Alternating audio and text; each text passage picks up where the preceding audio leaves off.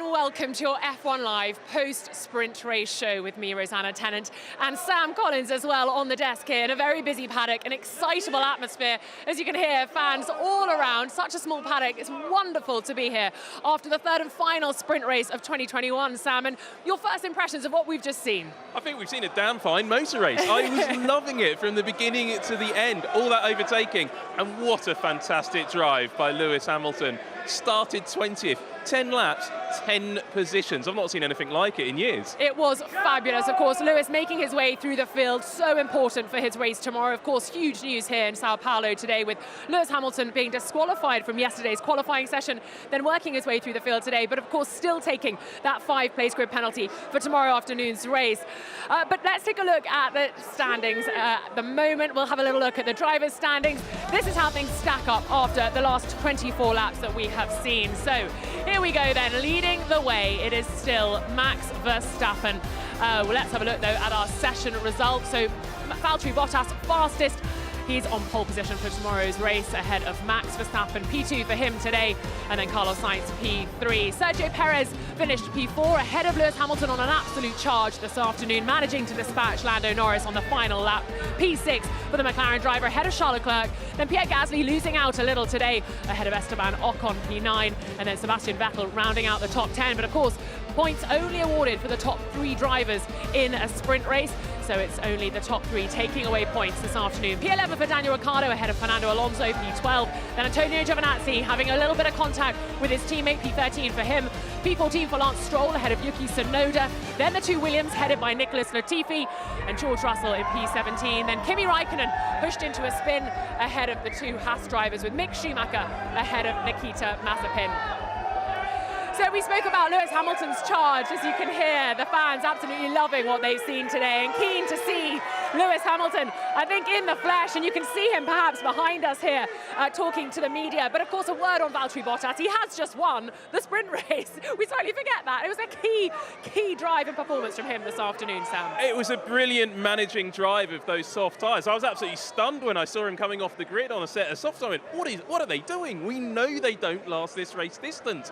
I mean, surely they're just putting him front to try and spoil Max Verstappen's race, back him into the traffic perhaps. But no, the tyres came back to him and he won that with just a really smart tyre management race. Really looking forward to hearing from him actually about how he managed to do that, because that was a brilliant drive as well. What does that mean for tomorrow's Grand Prix here in Sao Paulo? Because we'd slightly ruled out the soft being, or making an appearance tomorrow afternoon, but has this brought it back into play, do you think?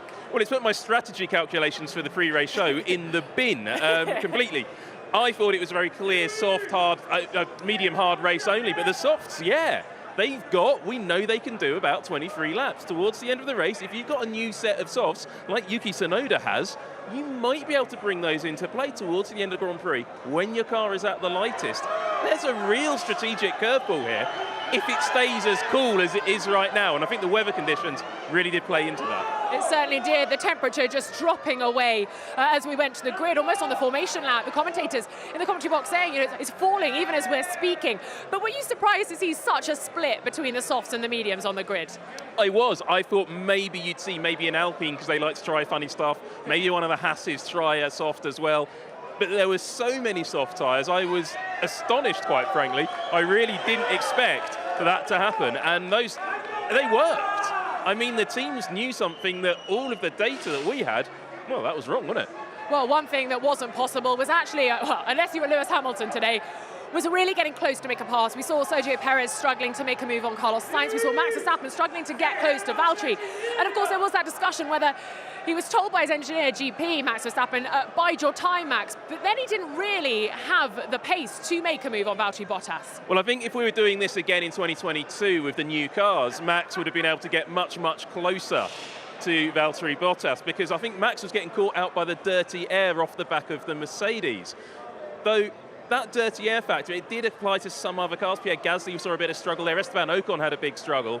Lewis Hamilton didn't. No. He just cut through it like you'd got a knife warm and put it on a loaf, on a bit of butter. Oh, tasty. Happy birthday, playing out and singing out around the paddock here. Of course, Lando Norris turning 22 today, finishing P6. He pulled a great move around Charles Leclerc, but of course, Lewis Hamilton getting him on that final lap. Let's talk about DRS, because very, very powerful here. But Lewis Hamilton, DRS versus DRS, still making the moves, but obviously DRS or no DRS, plain sailing. How's that going to play into his hands tomorrow? Such a good sign for him. Well, I think Mercedes had turned up the V6, that shiny new V6, but they also turned up the hybrid system for this race weekend. Now, they're able to do it all the way through the weekend, as long as they started off like that through the weekend. So we're going to see that sort of pace again from him. But that long run through the old banking, all the way down start-finish straight, I thought the Mercedes was going to struggle against the McLaren. We know the McLaren's really quick on the straights.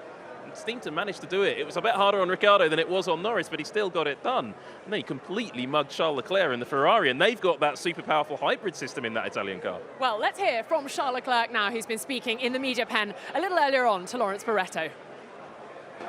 Hey Charles, how did it feel out there? Didn't look like you had a car really to compete today. I struggled quite a bit on the medium, to be honest. Struggled to make the front tires work, and yeah, just had quite a bit of understeer, a little bit of graining. So yeah, we need to understand what I can do better and what we can do better as a team tomorrow to not have this type of issues. Is it a bit of a worry for tomorrow's Grand Prix? I know it's a longer race, but on that tyre? I think the temperature will be quite a bit different tomorrow. I mean, this was a bit of a standout. It got quite a bit cooler. And cooler it was getting, more struggle I had with the front tires, but it's like this. So Ferrari versus McLaren, we came into this weekend with both teams kind of playing up the other's strengths. Where do we think we find ourselves then going in tomorrow's Sao Paulo Grand Prix? I think Ferrari do have the edge. That hybrid system in the back of both of their cars does seem to be working well. But we did see that Carlos can't keep those soft tyres alive. I don't think using the soft is really going to be a big option for them in the Grand Prix. McLaren may be able to make that tyre work. That could be their little salvation towards the end of the Grand Prix for Ricciardo and Norris. But I do think Ferrari have the upper hand at this circuit. Well, what a masterclass we've seen from Lewis Hamilton. Who knows where he'd be if he'd started from the front row of the grid. I think he might have been in Uruguay by now. Let's head back to Formula One's Tech HQ, though, and join Alex Brundle, who's been looking at all the data, particularly Lewis Hamilton's.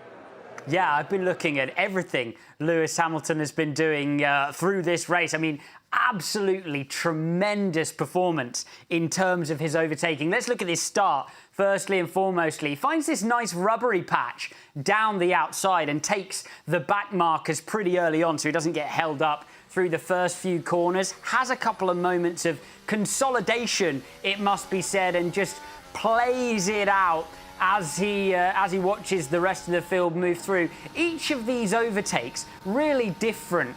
This one on Sonoda, he uses his favourite grippy patch again to be really brave on the brakes around the outside. As he starts to build through the stint, this one on Fernando Alonso, he has a little bit more time to build up that hybrid energy and, of course, use the power of that Merc and get up alongside. Alonso kind of sees him coming here and uses a little bit of the energy of the Alpine to defend, but Lewis, so brave on the brakes. He's been running a much more rearwards brake bias than the rest of the field through the weekend, and it seems to really release the front in this braking zone down to turn one. Esteban Ocon starting to lose his tyres at this point. And so the difference in the overspeed here is not only the power of that Mercedes, but also Lewis Hamilton's traction out of that final corner. And so Lewis Hamilton really able to make move after move after move. As he heads through the field, though, those moves get a little bit more difficult, to the point where he really has to start to lean on the fact that drivers are in quite a good position and that risk-reward ratio is not really there for someone like Charles Leclerc. He can be super brave on the brakes down this bumpy inside line, down to this Interlagos, take that position away. The ultimate and final braking move, though, the really impressive one, was the one on Lando Norris in the final laps. I almost thought he'd done everything he was going to do today. Lando, of course, knows Lewis has that grid penalty, opens up the inside a little bit, but it's still a really late braking move from Lewis to get the job done. Lewis being the big winner, I would pick Kimi Räikkönen out as the big loser, really, from today's sprint race. Had this contact with Giovinazzi, but I'm not sure he can have too many complaints about it, actually. When you look at it from Fernando Alonso's perspective, Alonso gets really right out of this sandwich, plays the percentage game, whereas Kimi wants to come down here towards the apex of the corner and try to take the corner away from Alonso and his teammate. Misjudges it a bit, makes that contact with Giovinazzi, headed to the back of the field and finished well towards the back where he'll start the race tomorrow. But yeah, great performance from Lewis Hamilton. Shame to see Kimi Räikkönen lose out. It's going to be a great Grand Prix tomorrow with that soft coming into play. Thanks very much, Alex Brundle, and I'm so pleased to say I've welcomed Felipe Massa to the F1 Live post-sprint show desk. Felipe, good evening. What a wonderful sprint race. That's what I thought. What did you think of it? Well, good evening. I love it. It's always fantastic to watch the sprint race, especially the race we had today. Great start from Valtteri, amazing start for Carlos, and an amazing race for Lewis. So it was just great, to watch that. I really, as a fan, I like the sprint race. I think it's a very nice preparation, for Saturday, and especially the race on Sunday. And we had a great race today. Well, thank you so much for joining us. We've got lots of time to talk. Yeah. Let's switch our attention then to Lando Norris, finishing P6. Lewis Hamilton got you right at the end there. Did you enjoy your sprint race this afternoon? I did. I mean, I gained 2 positions, so I'm happy. The one with Lewis is like, it's not even a fight against him, so I wasn't so fussed about that.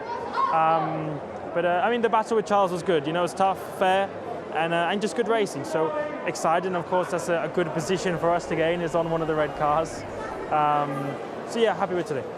And happy being the operative word, happy birthday. I should have led with Thank you that, very much. really. Happy birthday. Have you eaten all the cake yet, or not yet? I've not had any. No cake No. yet? Will you have some?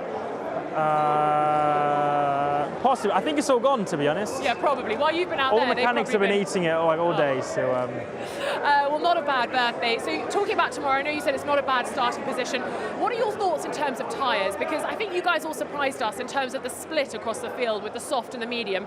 Does the soft now potentially stand a chance of being used in the race tomorrow, do you think? We'll see. A bit of it depends on the weather. It's going to be quite a bit hotter today, so I think that could have a bit of an effect. But like Carlos hung on to the softs well, better than I think we were thinking someone would be able to. So I think if you have a good car, if you can have a car that looks after the tyres, and you drive well and so on, then I think you can manage the softs. But we have to wait and see. I think we made a good decision today. It paid off for us.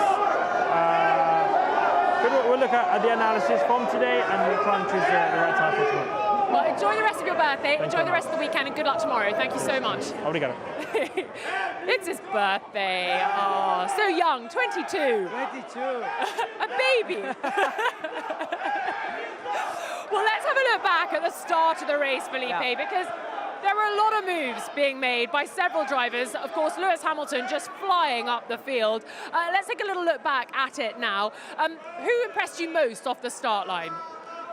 Well, actually, the start was great to see that, and so many, drivers that did a great start. So we can see here at the start, Valtteri was really, really good traction straight away. You can see that he put just next to Max, and it was quite easy to break in front and take the lead. But also Carlos managed to pass Checo straight away, and here he was quite in a good position to really force Max. Look, until the end, corner 4, and Max was quite clever because he didn't turn the car, he just went wide. That thinking about the championship was a very important thing for him. And we cannot see here, but Lewis did an amazing start. I think he passed, if I'm not wrong, maybe 3, 4, 5 cars in the start. Yeah, he was a busy guy off the start. Obviously, you now know that the soft could make it the whole way through. What would you have gone on this afternoon? What would you have chosen? Yeah, that is also a nice question because it's quite cold today. So tomorrow maybe will be a little bit warmer, especially 2 p.m. of the which will be the time of the race. So maybe strategy can change a little bit, but I think what I saw today is also a good thinking in terms of strategy to try different things, using maybe a little bit longer the soft, which can make some good positions tomorrow. Absolutely. Something we remarked on in commentary was that Lewis Hamilton has got a lot of his rearward brake bias is about 55%. Is that what you would expect? Is that slightly more rearward than you would expect from the champion? The commentators were thinking that was quite a lot. Yeah, I didn't understand the question, sorry. So Lewis is using the rears quite a lot. The brake balance is very much shifted towards the rear. Is that what you expect? Yes, I think so, especially, I mean, if the tires in the rear is behaving well, you can definitely try to use more rear brake balance, especially in some corners that you can have an easy front locking. So he knows what he knows all the tricks, what to have the car in the best way, and today he showed that he knows really well. He certainly does, but what a day. Just tell me what it's like as a driver when you're hit with something like a disqualification or a penalty and you have to go out and perform. How difficult is that, knowing that tomorrow you've got a penalty and you're fighting to then drop back down again? Yeah, for sure he was not happy at the beginning of the race, knowing that he needs to start last. But when you close your visor, you're just trying the best you can, and this is exactly what he did. Shimari is still losing, some positions, 5 positions for the race. He will not be happy again, but he understood that he can overtake. He understood that maybe it's not 24 laps, it's 71 laps. Yeah. So everything can change. The race is finished in the checkered flag. So, and he knows that any point can be important for the championship. Absolutely. Well, Lewis Hamilton will be behind Sergio Perez on the grid. P5 for Lewis, P4 for Sergio Perez. That's how they finished today, but of course Lewis will be behind. Let's take a look then at what Sergio Perez had to say after the session we've just seen. He started on the medium tyre. Checo, that Ferrari just looked too hard to pass. Yeah, it was difficult. I think once the tire overheated, it was pretty hard to get the traction out of the final corner. And I would have taken more risks than I would like to. So, I would have liked to finish P3. The start wasn't great, being on the medium. But we'll go through it tomorrow. Should be warmer conditions tomorrow. You've had a good car generally here. Optimistic you can get onto the podium? Yeah, definitely. I think tomorrow it's a new opportunity, and we will learn what we've done today, and hopefully we can be stronger tomorrow. So difficult for Sergio Perez to get close to Carlos Sainz, and actually Carlos Sainz played a very important role today, really stacking the field up so that Lewis could actually make those moves. So Carlos, quite important. Lewis owes him a little thank you.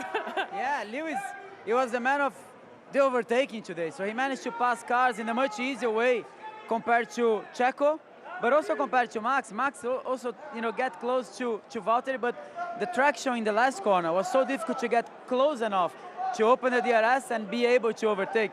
And this was actually the problem of Checo during most of the race behind Carlos.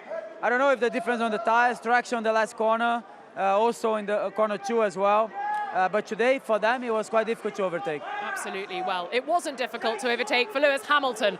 Let's hear from him now. Finished P5, of course, we'll start tomorrow's Sao Paulo Grand Prix from P10. Hey Lewis, 15 places in 24 laps. I know the circumstances weren't great, but you must be pleased with what you could do there. Oh, absolutely. I'm overwhelmed with it, to be honest. I definitely wasn't expecting that. You never really know whether or not overtaking is going to be possible on a track like this, so with that long straight enabled us to progress faster, and the car was really great. And I think it really was just the mental state of mind that I went in was really just, never give up, keep pushing, still arise, you can do this, just like trying to turn because it was really difficult to get to swallow the result that we got, but we won't let that hold us back.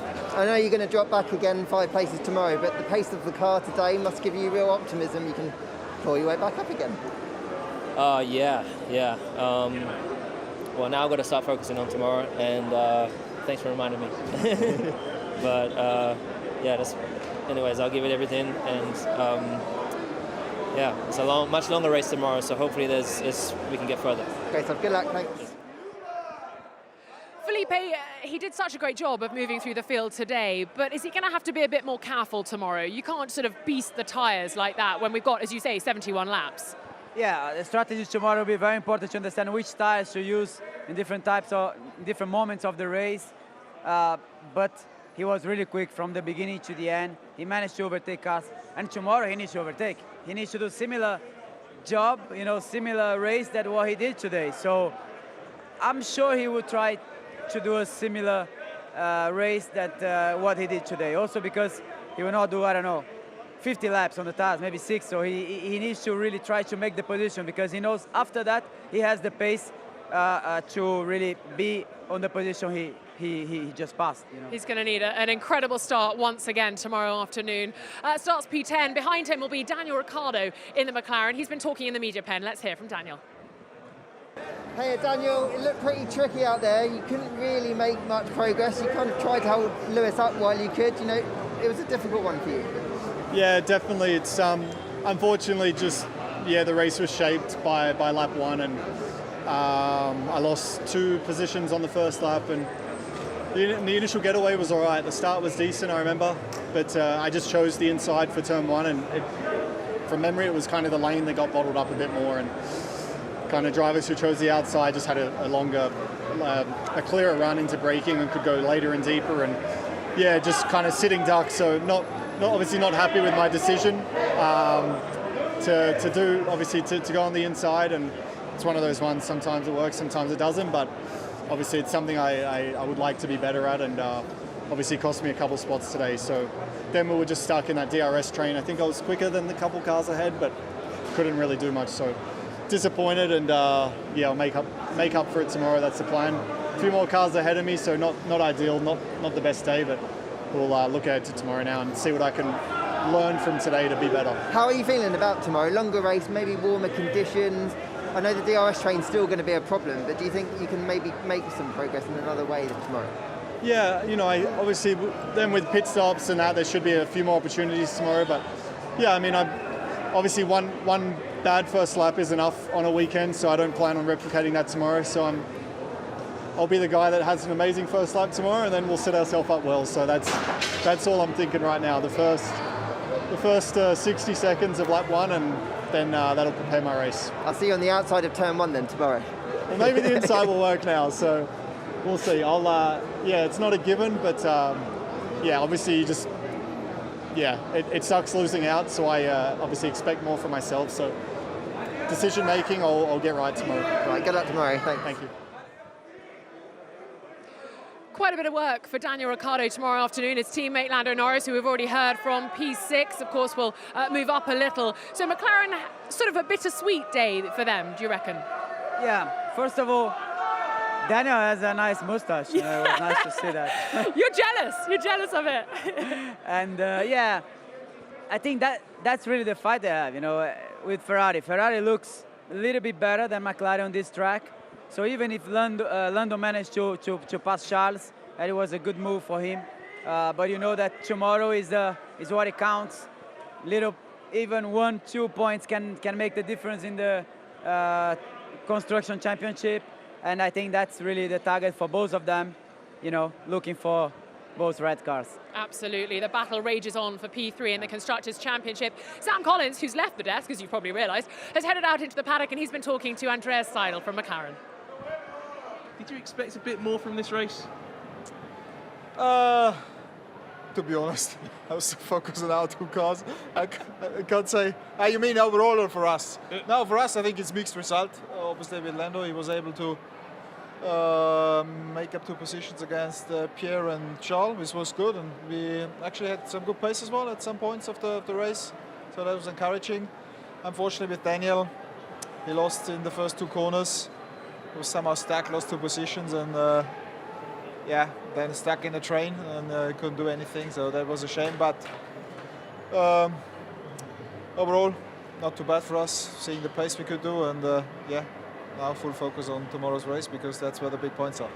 In the battle with Ferrari, it did look to me a little bit like Ferrari might have a slight performance edge on you in these conditions on this circuit. Is that what your data's suggesting? I think with what we have seen so far, they're definitely a tiny little bit quicker, but on the other hand, Lando was able today to overtake Charles on track. And so I think there's not much in between us 2. Obviously, when you look at the starting positions tomorrow for the race, Ferrari is clearly in a better position if you combine both cars. But it's a long race tomorrow. It'll be interesting in terms of strategies what everyone will choose, and we're here to fight, and we will fight. Well, our data coming into this race suggested that the soft tyre was not really an option for the sprint, but then obviously it clearly was. But then Carlos in particular couldn't keep that soft tyre going towards the end of the race. Do you think that's a little glimmer of hope that your guys can maybe keep bring the soft into the strategy towards the end of the race, or are you sticking with the medium hard that we all thought we were going to be using? We need to analyze obviously what we saw today in the morning and also now in the sprint race in let's say a bit of colder conditions. Yeah, we were quite surprised today in the morning already how good the soft tyre was working. We still think that the medium was a tiny little bit better over the distance today. It worked well, let's say, on Lando's car, but we need to crunch the numbers tonight and then need to see also what the ambient conditions are doing tomorrow before making the final call on the strategy for tomorrow. Okay, Andreas, thank you very much and good luck for tomorrow. Cheers. I think it's going to be an interesting race. Great to hear from Andreas Seidl talking to Sam Collins there. We've been joined at the desk by Carlos Sainz. Carlos, congratulations. Thank you. Yeah, it was a good That one. sounded like it was a little bit tough out there with the tyres especially. Yeah, it was tough. I mean, it was great fun the first lap. I enjoyed it a lot. Always on the aggressive side, trying to make up positions. But then from lap 3 onwards, is really take care about the rear tires. I used max overtake to actually back off and manage the tire because I knew I would need it at the end of the race, and it served me well to defend from Checo. We're just having a little look at your onboard. You can't see it, or maybe you can see it, yes. No, a different one. Yeah, pretty racy out there. The choice to go on the softs, a lot of people choosing the softs. That was surprising to us. How did you decide to go on that one rather than the mediums? Well, we tried it in FP2, and in FP2 the tire actually compared to the medium was not bad in terms of pace, a bit more degradation, a bit more overheating, but the track temp dropped 10-15 degrees into a sprint quali, and that was just enough to go from a 50-50 choice to a 51-49, and I went for it and it worked, but it was honestly very tight. Okay, so if we're talking percentages, what's the chance of you being on the podium tomorrow? It's not 50-50 this time, but we will try our best. I mean, the America and the Red Bull tomorrow, instead of having 24 laps, they have 71 to pass us, no? So, and 2 pit stops or 1 pit stop to undercut us or overcut us, no? So they have a very good chance of finishing ahead, but as soon as they do a mistake, we want to be the first one to capitalize. Absolutely. Good luck tomorrow. Well done today. Thank you. It's very noisy here. It's very noisy. Carlos saying, of course, the drivers have got perhaps 2 pit stops, is what he said first, and then said 1 pit stop. So are we thinking tomorrow could be a 2 pit stop? Yeah, I think, depends of the weather, depends of the temperature, depends of the difference between today and tomorrow, the track. So I think the first thing to be very important to understand that, and also everything that they saw today on the behavior of the tires will be the key for the strategy for tomorrow. I find it very interesting that Lewis Hamilton was able to pass DRS versus DRS, obviously DRS versus no DRS, easy peasy. But a lot of drivers, Dan Ricciardo talking about the DRS train, was it the ICE, the new power unit strapped in the back of Lewis's car, that made all the difference today? Because others were really struggling. Yeah, I think that's also a good point. Because Lewis changed the engine. So many drivers like end of mileage, maybe this can make a difference, especially in the track when you have a big uphill going out of the last corner, when that the speed is really important also here. So maybe this can be also an extra effect for many good overtakes from Lewis. Do you think the fact that GP, Max's engineer, told him to bide his time was actually like a double message, not just for overtaking Valtteri, but also for protecting the power unit? Yeah, for sure. I think now it's really, really important for him to really concentrate and think about every single point. So we know how he is, we know how aggressive he is, but sometimes maybe you can just throw away everything that he's building race by race. Well, let's hear from our top 2 finishers today. Our pole setter for tomorrow's Sao Paulo Grand Prix, Valtteri Bottas, and then we'll hear from Max Verstappen as well. Hey Valtteri, well that was one hell of a start, and then you managed to command the race from the front. You must be delighted. Yeah, start was good, and obviously the soft tire helped with that, and it was the right decision, even though we knew it would be risky towards the end of the race when the tire started to drop, and I was just really trying to manage the tire, push it when I could, and survive till the end. And the last 3 laps was quite tricky. The rear tires were done, so I'm glad I could still keep Max behind. best place to start tomorrow? I know it's free choice of tyres, so you could go either way, but you must be feeling pretty confident about your chances tomorrow. I think, yeah, of course, tomorrow it's great to start from the pole, and also Lewis managed to get to a good position, which is good. So I'm sure we can still have a good race from there, and yeah, still targeting to be 1-2 as a team. It's supposed to be a bit warmer tomorrow. Should that play more into you guys' favour? I don't know if it's a good thing or bad thing really, but I mean, today in the cooler conditions the car felt okay. Yeah, tomorrow's going to be warmer, but also we have plenty of the medium and hard tires left, so let's see what we're going to do. Hey Max, that early phase of the getaway looked pretty strong, and obviously Valtteri on the softer tyres got through, and Carlos. What was going through your mind at that point? Yeah, I mean, as soon as I knew he was on the soft, I knew it was going to be quite tricky to keep the position, especially in these colder track temperatures. But then I also lost gear sync, so basically the first time you go through all the gears, you have a slower shift. So that also didn't help, throughout the whole sequence to turn one. Then of course I lost out a little bit more to Carlos, but after that, I mean, we had good pace. But as soon as I got in the DRS of Valtteri, it's just super hard to follow around here. Your tires overheat as well, and that was it basically. A couple of points today. Lewis didn't score, and he's back in P10. Pretty good day all round in terms of the championship. Well, I mean, I always try to do the best I can. I think today that was it. There was not much more we could have done, but of course the most important race is tomorrow. And you didn't get a penalty, but that £50,000 fine is pretty heavy. Yeah, it's quite a big one. So I hope the stewards, they can have a good dinner with a nice wine. All right, thanks, Max. Of course, Max joking there that the €50,000 will be going to the stewards for their dinner this evening. Of course, it goes to the FIA Development Fund. So we've heard from our top two finishers today, our pole sitter Valtteri and Max Verstappen, who'll line up alongside him tomorrow. Felipe, your predictions for the Sao Paulo Grand Prix, please. We won't hold you to them. Predictions is never so easy to do it. But okay, I would say Mercedes should be a little bit stronger here. Mm-hmm. So I go for Valtteri winning the race, Max second, Lewis third. Ooh, you think he's going to get right up there? I think, he shows amazing performance. So I think maybe he can even be able to pass the Checo.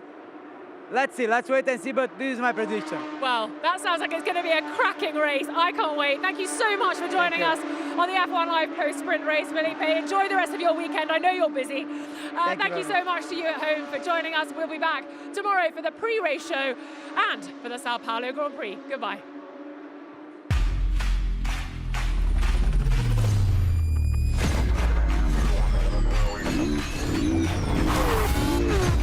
Yeah.